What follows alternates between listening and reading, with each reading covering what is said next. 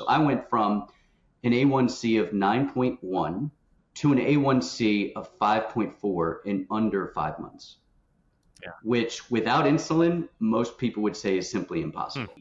All I changed was food. I didn't change anything else. You are listening to The Dr. Haley Show, the podcast dedicated to helping you optimize your health.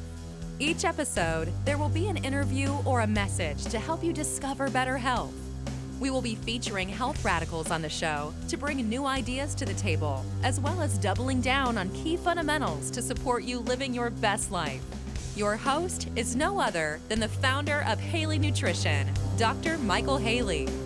This is the Dr. Haley Show podcast. I'm Dr. Michael Haley, show host, and today we're here to empower people to prevent and even reverse type 2 diabetes with science-backed, sustainable strategies that are also available in the book, Beating Diabetes.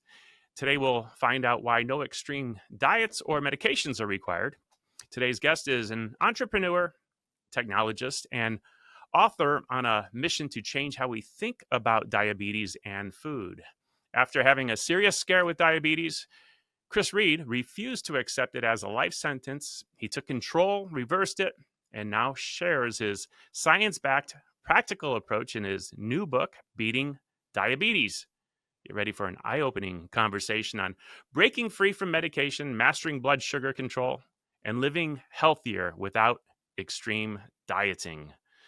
Welcome to the show, Chris. I want to start out a little bit different than I ever have before. I've asked this question at the end of podcasts. Okay. But something just put it in me and said, let's put it on the front end and get to know Chris first before talking all scientist and guru stuff. And partly because I know that you've helped people. I think there was 200 people that you helped in business as an entrepreneur. And all of a sudden you kind of switch gears. I'm sure you're still doing those other things, but you, for some reason, took time to write a book about diabetes in the middle of nowhere. And what busy entrepreneur has time to sit down and write a book outside of their topic? And I'm guessing that maybe there was some divine intervention or something that maybe you were called to do this. What happened? So I had my scare with diabetes and changed my life in 2017. But what actually precipitated writing the book was a good friend of mine had a very similar experience. And he asked me what I had done to kind of fix stuff up and change my life around. And when he asked me that, I started by saying, okay, well, let me just brain dump it to you. So I started a text. And I was like, here's all the things that you need to know, Tim, blah, blah, blah, blah, blah, right? And I was like, that's just a fire hose. It's too much. So I said, let me write it down in an email. And so I wrote him a long email. And then I said, wait, I really need to organize this better. And in the process of organizing it better for a friend of mine, realized that there was material in here that was maybe better as a long form a book, basically. A long form essay first. And then after I realized that, I said, there's a lot of other people who would probably benefit from this information. And so I turned it into a book. Yeah. But no, I was not intending to be an author, frankly. It's kind of funny because what you're describing, you have a background in coding. Is that correct? Yeah. So I started when I was young, we called it programming, but I started programming computers at 13. I started my first company at 18, my second at 23, and always in technology. So I'm 54 now, and so I guess I've been working in technology for 35 years or something like that. And the way you went about in writing this book, the whole process you just described, it's almost like a coder's mentality. It has to be logical. And it can't be cluttered. And there's extra stuff in here I don't need. I can clean it up, and it has to be organized.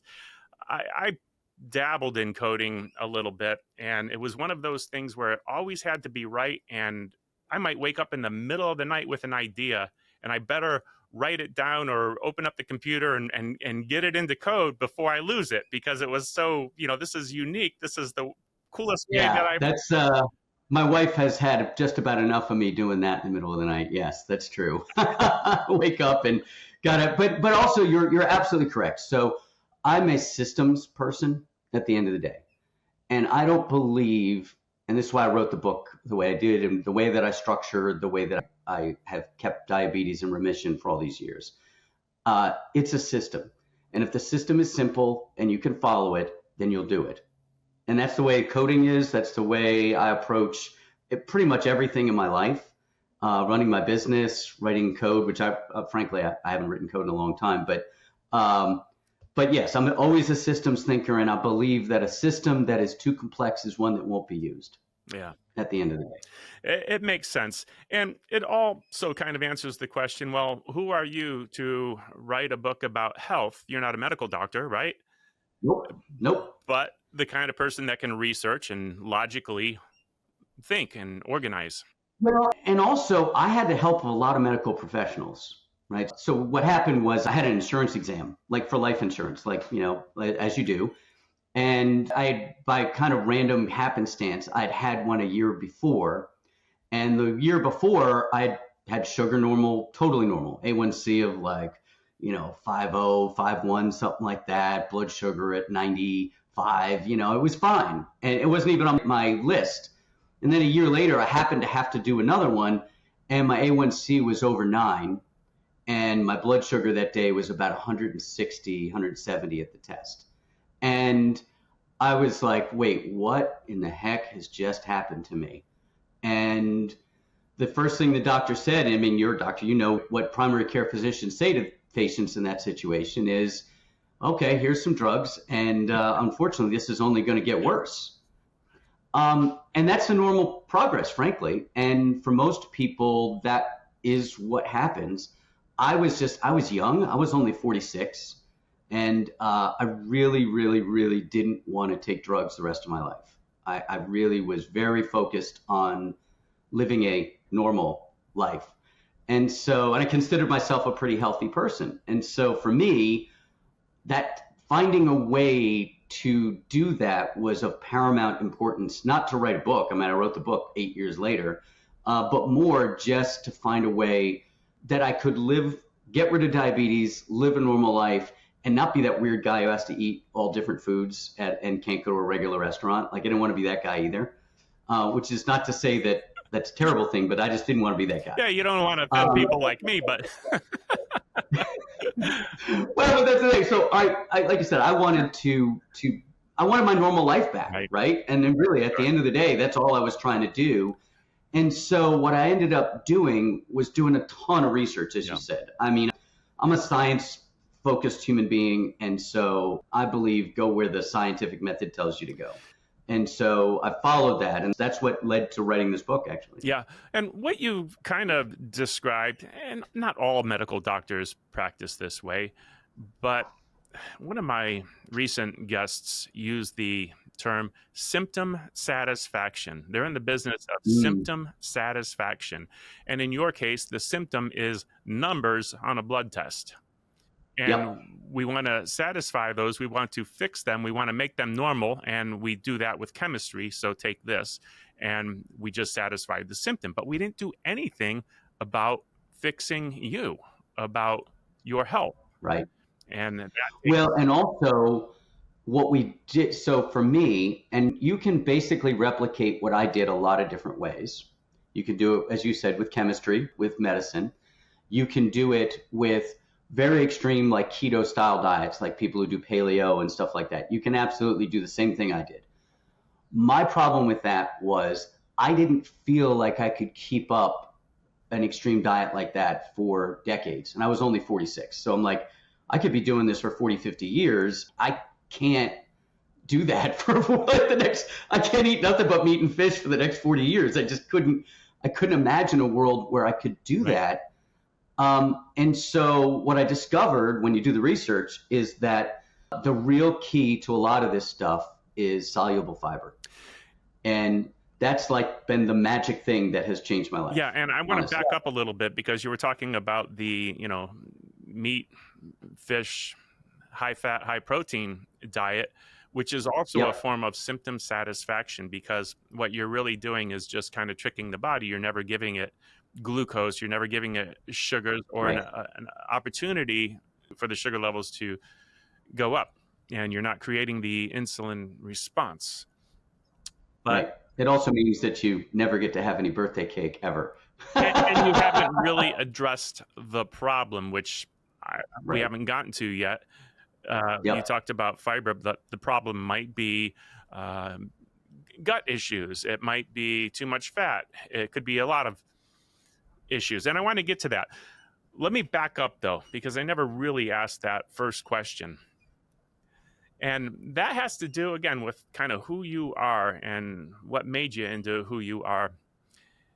And I think of one of my guests that answered the question.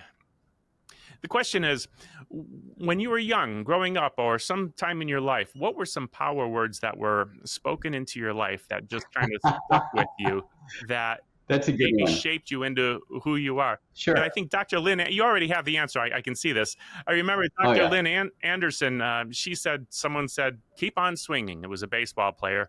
And that had to do Yeah. with, even the best baseball players are going to eventually, hit home runs, but they're never going to hit all home runs.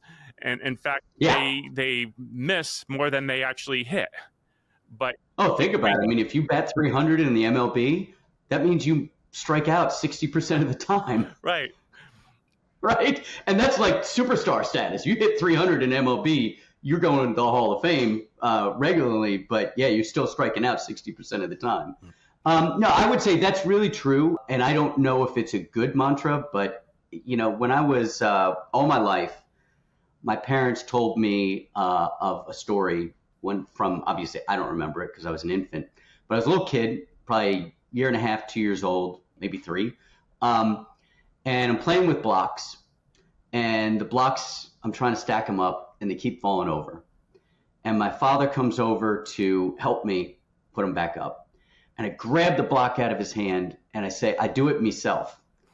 And that was a mantra like that. I do it myself, like, has been a sometimes bad, but mostly good thing in my life. When I was 18 and I wanted to start a company, I was doing it myself, right? Always. And sometimes, like I said, to my detriment. When I thought about beating diabetes and getting my life back on track, I was very focused on doing it myself. It had to be something I could do, that I could control. And so, yes, that obsession around doing it myself has definitely been my empowerment all my life. It's kind of like the most powerful 2-letter, 10-word phrase. If it is to be, it is up to me. Yep, absolutely. Absolutely. And that's, it's been, like I said, why did I not just listen to the first primary care doctor I talked to who said, well, this is just progressive and you're just going to live with this the rest of your life? I mean, I've known there's lots of reasons. I could have just said, okay, it's 1 pill a day, whatever. Right? I could have done that.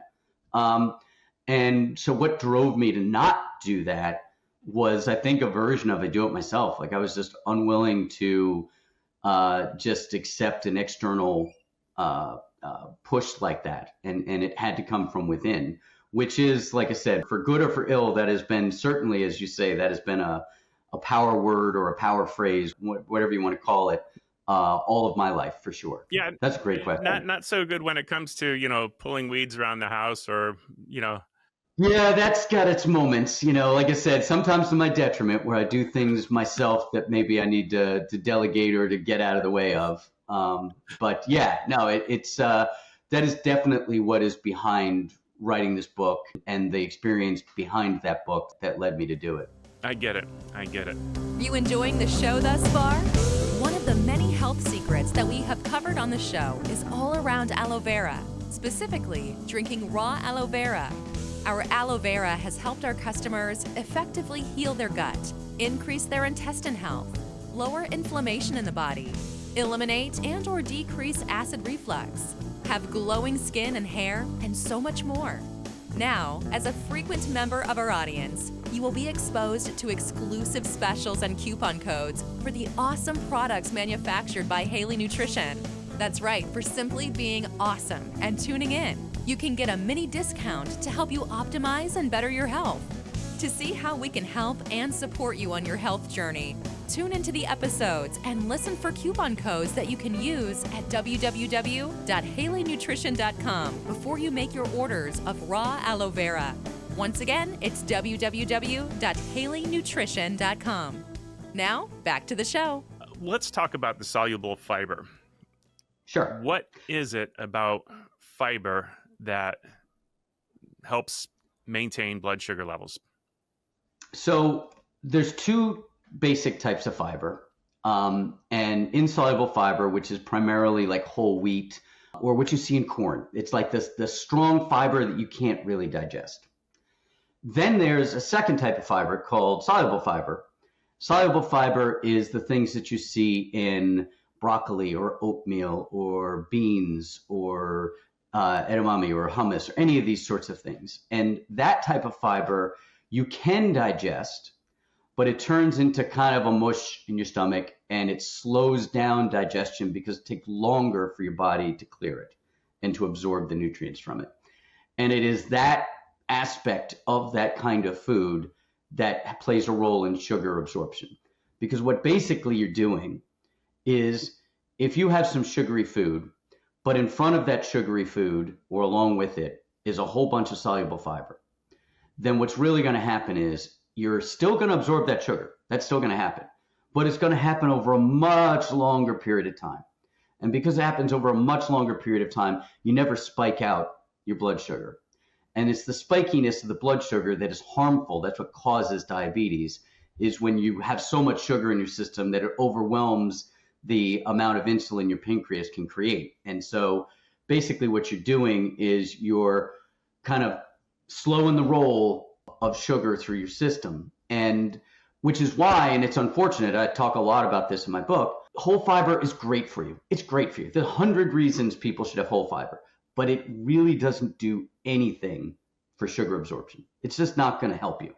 Whereas soluble fiber is going to help a lot and is going to change the digestive pattern and slow it down. And that's going to give, because in type 2, your pancreas is still working. It's just not working great. And so what you're basically doing is giving your pancreas the opportunity to work at the level it can work at. And the good news about that is what I've discovered over time is if you give your pancreas a break by doing this, your islet cells do actually slowly sort of recover. You can kind of push back what's called insulin resistance a little bit. And, will my pancreas ever be 100% normal? Maybe, maybe not. But a little soluble fiber and I can eat pretty much anything, anywhere, within reason, obviously. Yeah. And, I don't mainline the simple syrup and that sort of stuff or anything, but you can still you can live like a normal person if you up the soluble fiber a lot. Yeah. And if you could give a description of who this book, this podcast is for and who it's not for, type 1, type 2. Sure. So type 1 diabetes, as you know, it is an immune disease. It is where your immune system has decided that your pancreas is the enemy and it kills off all your islet cells, which is what creates insulin, which allows your body to absorb sugar. Well, type 1 diabetics, this would help, but it's not going to solve that problem for them. That's a much more serious issue. It's also much less common. I mean, it's probably 100 or 1,000 to 1 number of type 2 people to type 1.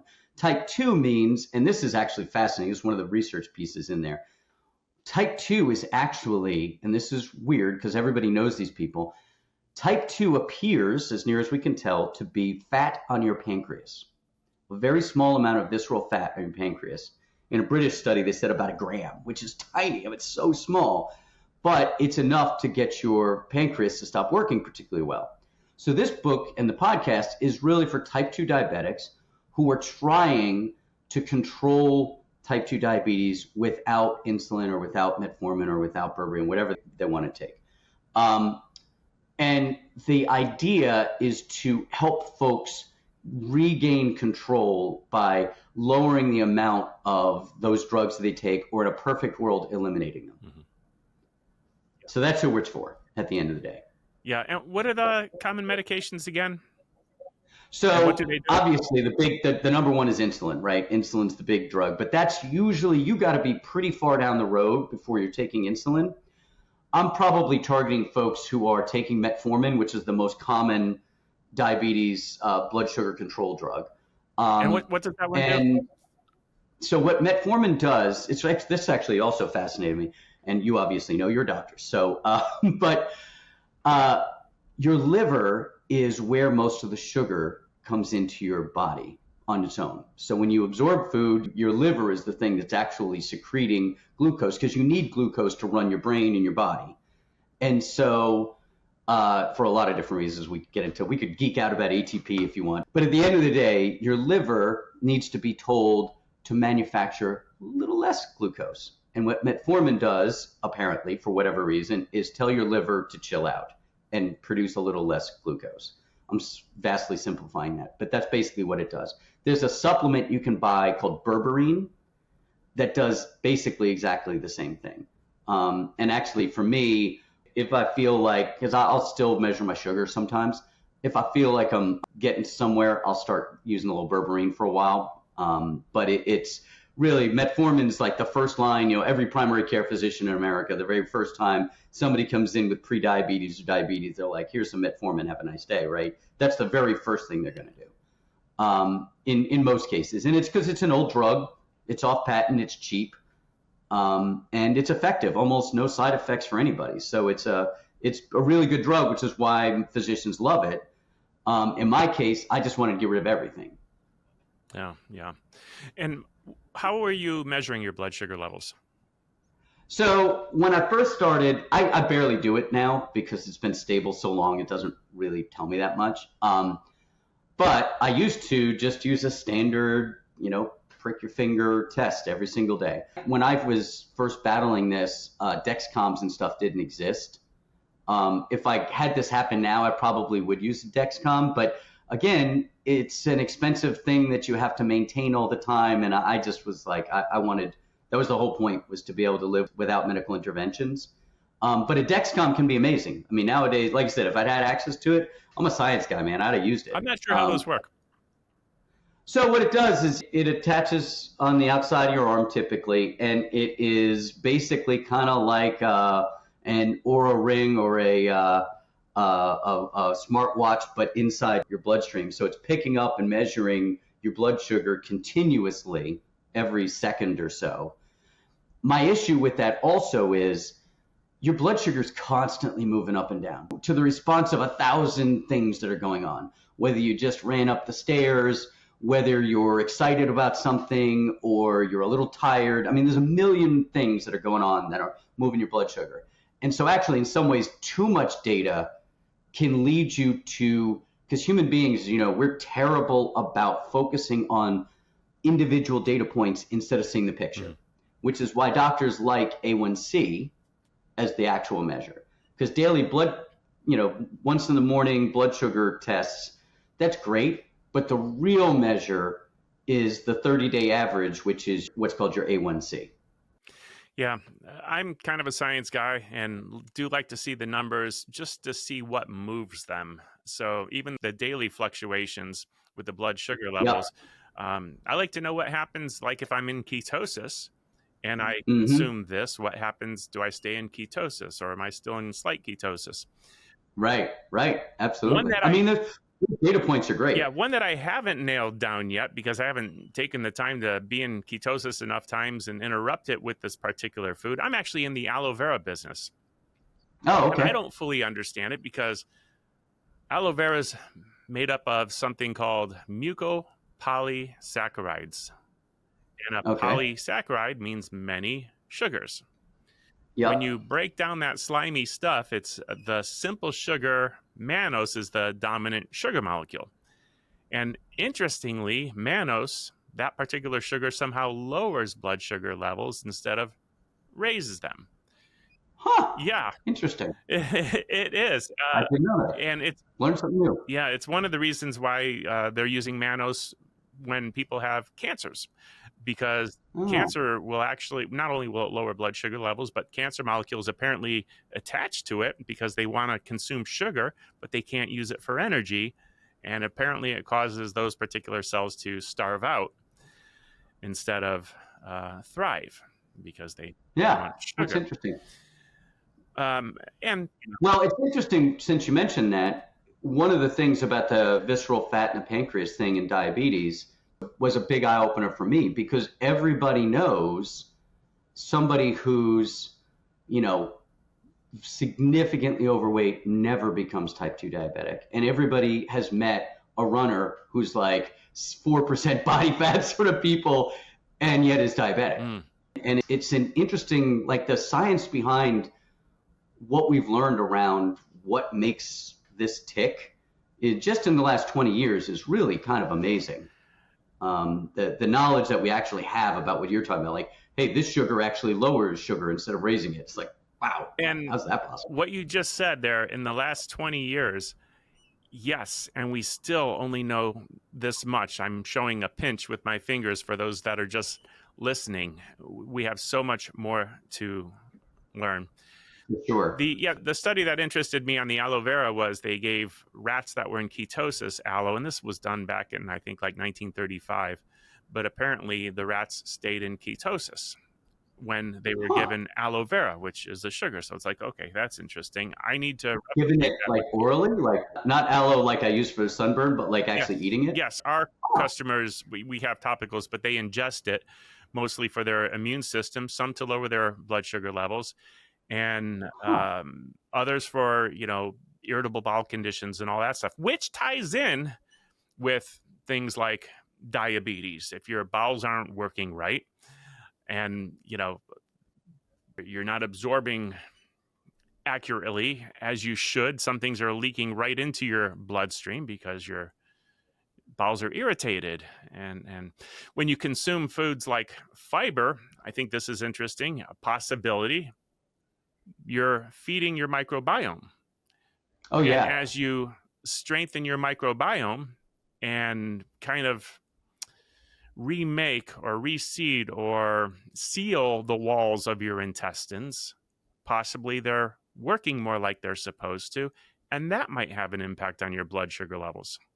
No, you're spot on. I will tell you. So in 2017, when I had this whole experience, I started eating, as I've mentioned in this book, tons of soluble fiber. I mean, I eat beans and broccoli and Brussels sprouts and all sorts of junk. Just all that stuff, like it's going out of style. Before that experience, if I would go out for sushi, and I love tuna, I would have like tuna sushi, and I would just know I was going to have gas pains, like horrible stabbing pains, for like an hour. And I loved tuna anyway, and I would have it. After this experience, I can eat tuna and it doesn't bother me. And I think, as you say, I've kind of, by putting so much soluble fiber and so much of these things and so little sugar into my life, that I've changed my microbiome for the better. That now I can digest something that before used to cause me a lot of intestinal pain and now it doesn't do anything. So yeah, I think absolutely spot on. Not only changing my diet changed not only my sugar levels, but also changed my microbiome so that a lot of other things in my life got a lot better. I mean, so when I look at like 2017, if I look at photos of myself, obviously I can tell I was 23 or 24 pounds heavier than I am now. But more importantly, when I look at the like yearly blood test stuff, you go to the doctor once a year and they run all the blood tests. It's not just that my sugar was up. There was a whole bunch of other things there. Changing my diet and changing the other things knocked all the other things down now too. And so I'm actually, on a blood level basis, significantly healthier now than almost 10 years ago. The only thing that really changed was food. I exercise the same amount now that I did then. It's just, it's not only did changing food change my diabetes and my blood sugar absorption, it changed all of the other chemistry that drives my life. And that, I think, is a big part of the story there is, and I think this is the legit question. What do I do? You asked me in the beginning of this, like, I'm a systems person. What is it that lets me do this for years and years on end? And a lot of it is habit stacking and what is referred to as temptation bundling or virtual bundling, depending on which version of it you want to talk about. But those systems that help you figure out, okay, I go and I get coffee. I've just learned to live with the fact that there's no sugar in my coffee. Now, if you give me like coffee with sugar in it, I'm like, oh God, what is up with that? I can't believe I used to drink this like it was going out of style. I literally don't even like it anymore. So part of it is also when you change things like that, you can change your own desires to the point where if somebody, like if I had a cocktail, I would always have bourbon and ginger ale. If I drink a bourbon and ginger, I can't even down the thing. I mean, I would like, because it's so much sugar. Like you don't realize. Like if you have a Coca-Cola now, I'm like, oh my God, I used to drink this stuff all the time, and it's amazing how different you can become just if you give it some time and work at it to where you don't even realize, because it's incremental gains, right? You don't. It's not like you go from one day and everybody wants that, right? And you said, what did you call it? A symptom satisfaction? Yes. Everybody wants that, right? We want to take a pill and we want the problem to go away. But if you give it a little more time and you're a little systemic and a little, focused about how you're doing things, it's amazing how much change you can make incrementally over small periods of time. So I went from an A1C of 9.1 the day of the test that kind of started me on this whole path, to an A1C of 5.4 in under 5 months, which without insulin, most people would say is simply impossible. But that's my life. And I don't think I'm unique. I don't think I was particularly amazing. I certainly wasn't all I changed was food. I didn't change anything else.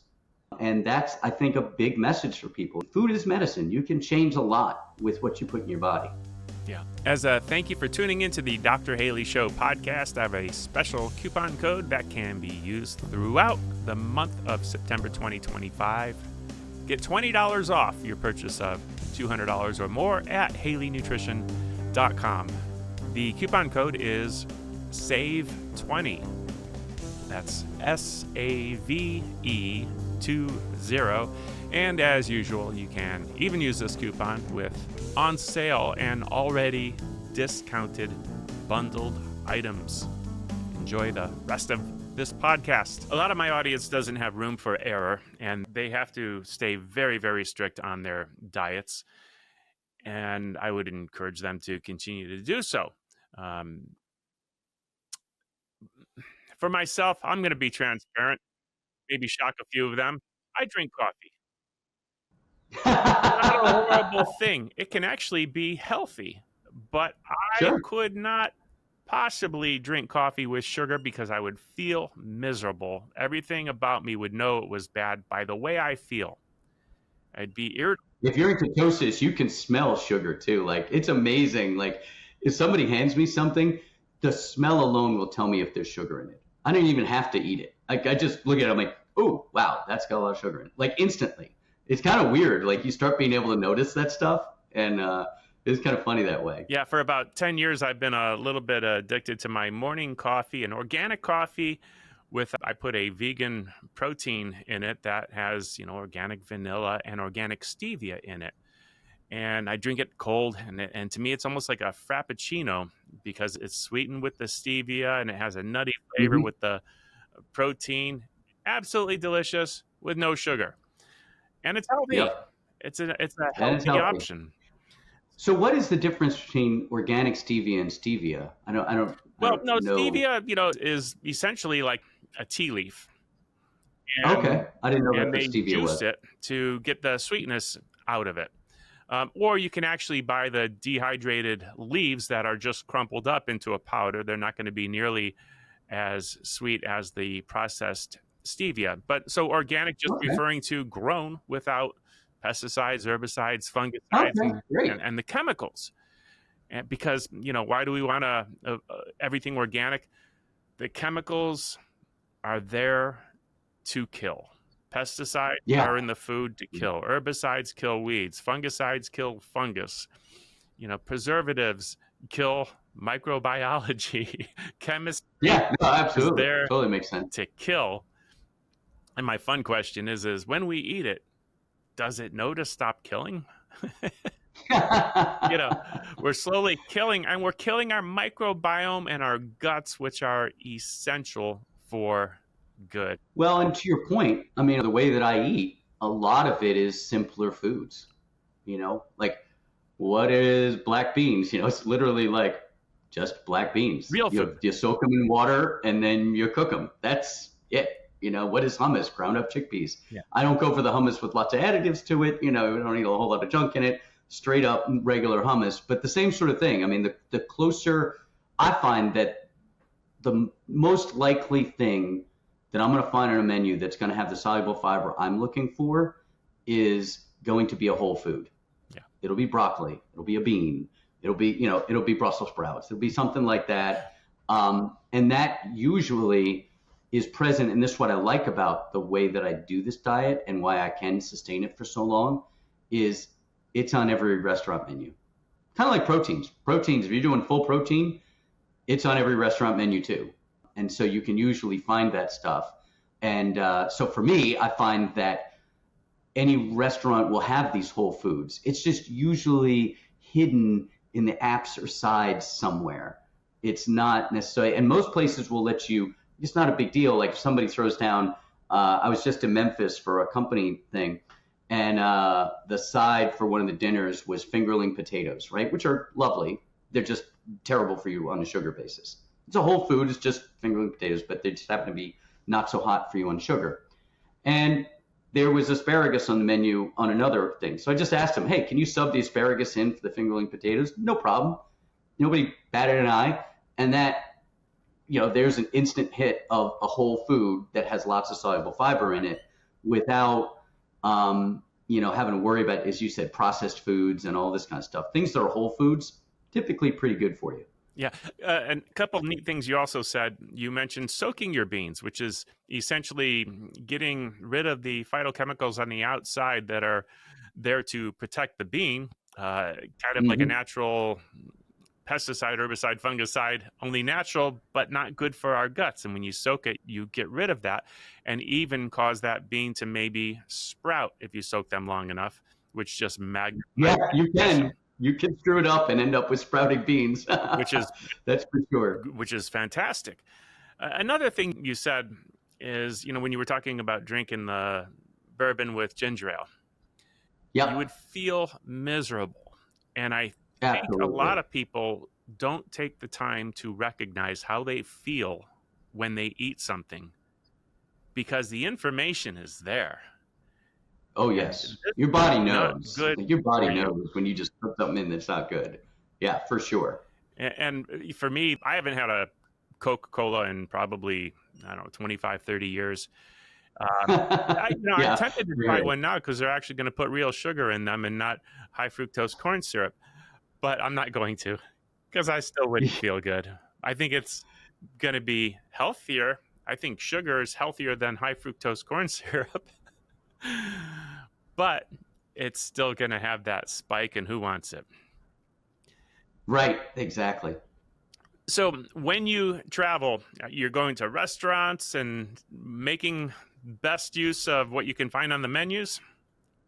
Yeah, and like I said, if you're not in a McDonald's, you pretty much can find what I'm looking for in soluble fiber in any menu. In fact, what I do on our Insta and TikTok stuff is I actually go to restaurants and we just go through the menu.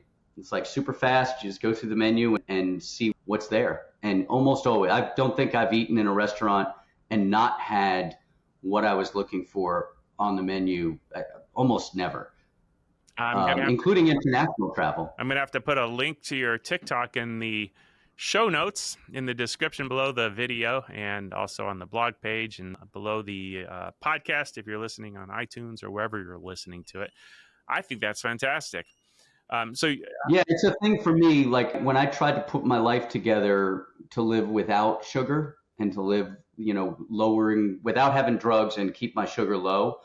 One of the key things was finding ways to be able to go out with friends, with family, and eat at restaurants and not have to worry. And like I said, what I've discovered is that pretty much not anywhere, but almost anywhere you go, you're going to find soluble fiber on the menu somewhere. Yeah. And if you aren't, then I will go the way you're talking about and just stick with the protein. You know, a lot of what you're saying, though, is remind me of a podcast that I did with someone named Cyrus Kambata. I don't know if you're familiar with him. His book was Don't know. Reversing Diabetes. Okay, I have seen that book out. I did not recognize the name. Well, what he teaches is sugars are not evil. Processed sugars are. But, Yeah, I'm with you that. know, And actually, that's true. I actually talk about that exact thing. I wonder if he's getting on with fruits. yeah, Because you would say, like, why is it okay to eat an apple? There's a lot of sugar in an apple. fiber. Well, it's not okay to drink apple juice, but an apple has a lot of fiber and soluble fiber in it that protects you from the sugar that's naturally occurring in it. Yeah, well, Is that how his book gets onto? he's too teaching people to eat real food. And Yeah. when the sugar is, you know, naturally enclosed in the food and you're eating your carrot or your, you know, whatever it might, your apple, these things have natural sugars, but it is different. There was another thought on diabetes because some people talk about insulin resistance. I heard another one. Yep. His theory was that we only have so many fat cells and they can only hold so much. And that it's Yep. not insulin resistance, but you're out of place to put the fat or to store the sugar as fat, I should say. That's his theory about it. It might be a little confusing on why some people are skinny and still have diabetic problems. It is a legit question. So we don't know. Speaking of, you said like we only know this much. It's like 1 centimeter about our bodies, and we need to know like 10 times that. But it's unknown, and obviously, forget what we're talking about. The beauty industry would love to be able to give us a way to store fat in the places we would prefer to store fat instead of where your body decides to, right? And certainly the liposuction world would be very different if you could do that. But since we don't know why we decide to put fat in certain places, not in other places, that's where you get, as I mentioned earlier, you get people who are marathon runners who are type 2 diabetics. And you're like, how can that be? They barely have any fat in their whole body. It's just for whatever reason, and that's the thing we would all love to know, their body decides to store it in their pancreas, which is unfortunate, but it does happen. So yeah, it's interesting. There's a lot of studies. One of my favorite chapters in my book, maybe my favorite chapter in my book, I call Studies I Bet My Life On, because I read endless, and I used Google Scholar a lot instead of just regular Google, to try and actually read. And I'm not a scientist, so it was tough reading a lot of times, but trying to understand what it is that is driving my body to not process sugar the way I needed to. And at the end of the day, the guy with the fat cells is probably not too far off. I was terrible, man. I'd sit down and throw down a whole sleeve of Oreos. I mean, I was bad. And I was, because I exercise a lot, I play a lot of sports, I didn't look out of shape. I didn't look like a person who was sick, but I was. And I was sick because what I was putting in my body was terrible for me. And so studying all of these things, what I came to the conclusion of is what you said. Eating real food makes a difference. Real food, not processed food, real food. You know, as you're saying these things, I'm thinking about all the treats that we have hidden around the house that I have access to. And I refuse them because I know how they make me feel. I want them. I want to eat the sleeve of Oreos. We don't have the Oreos in our house. But we have that kind of, sweet treat that would be very, very tempting. Yeah, I live in New Orleans. And one of New Orleans' many nicknames is Sugar Town. And it's well earned because there is a lot of sugary stuff at every meal in this town. And it's tough. It can be hard. I could imagine. Yeah. They even put sugar in meats. I can't stand that there is sugar in meat. Who wants sweet meat? Well, what's your best call to action? Where should people go to find out more besides TikTok? Beatingdiabetes.us, which is my website. It's got links to buy the book on Amazon, Barnes & Noble, on your Kindle, on your Fire, all that stuff. That's the best source. Obviously, yeah, following the Instagram and checking that out and the TikTok and all that, where you'll see, we go through, and one of my compatriots and I, we sit down at lunch every week and go through the menu and say, okay, if I'm eating here, what am I going to eat? How am I going to do that? Because I think the other thing I like to do is go down the grocery aisle. If you go down the grocery aisle and you're looking for sugar control, there's really only 3 lines on the box you got to read. And if you read those 3 lines, they're on the carbohydrate section, which is where the sugar section is. You'll know, and I'm sure you tell your listeners on other episodes, just look at that added sugar number. If you look at that added sugar number, you start seeing things that are 7, 8, 9, 20 grams per serving added sugar, you're in trouble. So yeah, that's what I would say is check out the website, beatingdiabetes.us, and check out the book. It's short, it's easy, you can read it in half a day. Oh, great, Chris. Is there anything that I should have asked you that I've left out? No, you did cover a lot of that. I would say we didn't talk a lot about how you make changes stick.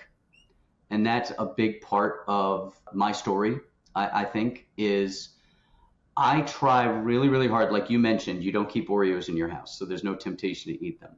But what I do is I do a lot of things that enable me to live the way I want to live without really trying. So the whole starting with, where's soluble fiber on this menu? Before I even look at the other things I want to eat, I'm going to go find the items that have soluble fiber.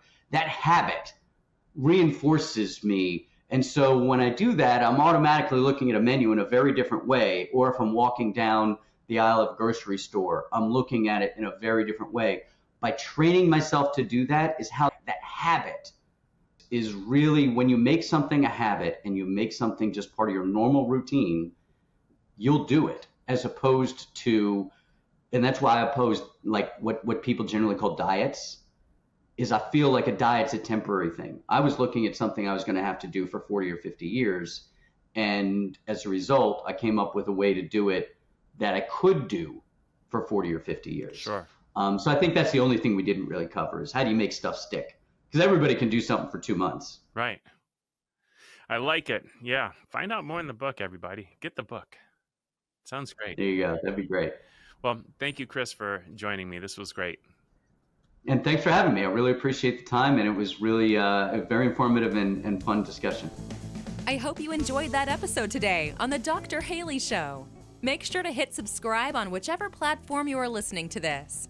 If this episode made you think of someone, go ahead, take a screenshot, and share this exact episode with them. You can catch the show notes for this episode on www.drhaley.com. If you want to geek out with Dr. Michael Haley on other radical health topics, be sure to check out his YouTube channel, where he posts exclusive video content. All the details are at www.drhaley.com, and we can't wait to hang out with you on the next episode.